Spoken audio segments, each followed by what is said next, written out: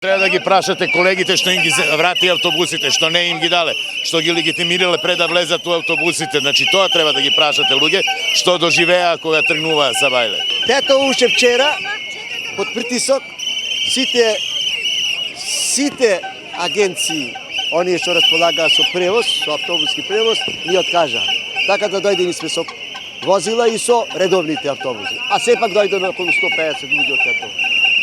Беме околу 250 планирано, а дојдеме 150. Овде сме да протестираме за подобрување на условите во образование, во културата, во науката и во нашите дејности каде што ги застапува СОМ. Имаше ли притисоци да не дојдете? Имаш во Тетово, да. Не само во Тетово. И во Гостивар исто се случи. Мислам.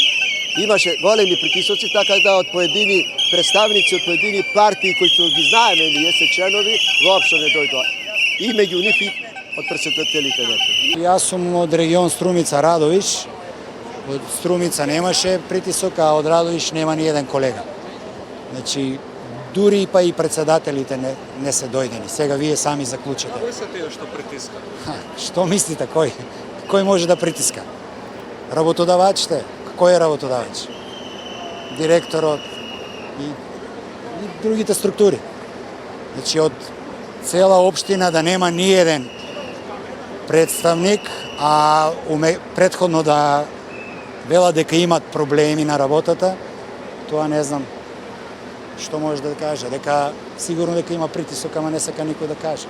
Па ние веќе е јасно што бараме. Значи еве 4 години во градинките не е ништо покачено делот на платите. Не се потпишани колективни договори во културата. Во високото образование исто така не се потпишани колективни договори. Во основното и средното образование веќе платата е мизерна. И така, екстерното оценува и исто така не е проблем и за децата и за нас, наставниците. Ке не казнат, ке не наградуваат, не знам што. И така. Значи има доста проблеми, меѓутоа овие се најголемите проблеми.